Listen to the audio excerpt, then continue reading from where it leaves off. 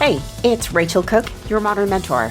I'm the founder of Lead Above Noise, a firm specializing in activating workplaces. We find your blind spots and opportunities and build you a custom blueprint to get your teams delivering their best work, efficiently, collaboratively, and with full engagement. Do you have a question for me? Leave me a voicemail at 201-677-8113, and I may respond with an episode just for you. So, when I was a kid, my parents moved us to a town with a really great public school system. I was incredibly fortunate to receive the education that I did. But as is often the case here in the US, a town with great public schools is often a town with a lot of disposable income. Which meant for me, growing up, the kids around me were often wearing and carrying things with labels that were just out of reach for me. Which meant that I grew up with feelings about labels that weren't so positive. I believed labels to be something designed to make some feel superior and others feel less than, to highlight status and privilege. And those things may still be true. But as I got older, and I seriously hope wiser, I've discovered an upside to labels. When we understand the power they hold, and we learn to use them for good, they can actually help us achieve big and meaningful things. So let's talk today about some of the ways I love using labels as rocket fuel for success. First, empower yourself and others with identities that matter. I still remember when my kids, one of whom is now driving and college hunting, were in preschool. I would pick them up at the end of each day while they were in the middle of cleanup time. There was a song they all sang together. I think it came from Barney the Dinosaur. And you're welcome, but I will not sing it for you because 15 years later, I guarantee it will still be triggering. But my point is that this is where I learned an important lesson from the amazing teachers in those classrooms. When the kids protested, not wanting to switch from play to cleanup, the teachers would remind them of what amazing helpers they all were. Note, they never asked the kids to help. They intentionally called them helpers, and it was a genius move. They were labeling for good. Jonah Berger is a marketing professor at the Wharton School of Business and the author of several books, including Magic Words, What to Say to Get Your Way. And he talked to CNBC earlier this year about turning options into identities, which is essentially what these teachers were doing. Asking kids to do a thing, like to help, is less likely to trigger action than inviting them to be a thing, a helper. And yes, it applies to grown-ups too. Whether you're trying to motivate yourself or your team, think not about what you need to do and instead who you want to be. I've used this on myself many times over the years.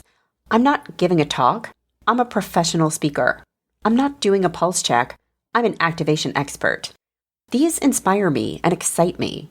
They drive me to act more boldly than if I were just working off a to-do list. So, your turn. Who do you need your team to be? Innovators, growth strategists, owners of the patient experience? Invite them or yourself to step into those shoes, and the actions will follow. Next, use labels to drive accountability all the way to 11. We all get frustrated when someone says they'll do a thing and then they don't do it. Am I right? But sometimes what's really happening is that the person actually did do the thing, or at least their version of the thing, and you just don't recognize it as that thing. And this is where we need a label. Like, take my daughter. She's got some struggles with her executive function, and she works with a coach to help her develop strategies to cope. The kiddo complains to me endlessly about how bad her coach is at her job. She's supposed to help me get better at this, and she's not. When I ask her what the coach is doing with her, the kid tells me, well, she just tells me to write things in my planner and check the planner 3 times a day, and to send emails to the teachers when I feel overwhelmed, and to pause and take deep breaths, and on and on. And I smile and I say, hey kid, what do you think help is supposed to look like? She's not going to do the work for you. All this is to say, my daughter is standing by waiting for a silver bullet, not realizing that all of these strategies are the help. She just needs to implement them. So how does this show up in the workplace? Well, I talk to people all the time who tell me their leaders never coach them. And then I talk to leaders who say they're spending half their days coaching. The disconnect? People are waiting for a 60-minute calendar invite called coaching session to land on their calendars. And they're not realizing that the impromptu chat they had with their boss in the elevator or after the Zoom call, that was coaching. Leaders need to label it, and people need to do the same for themselves.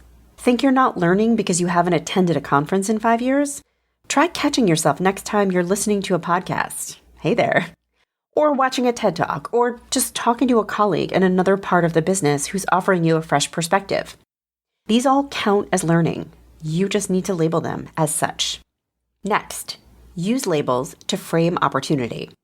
Okay, I've got a lot of kid metaphors today, and I will own that. But bear with me for one more.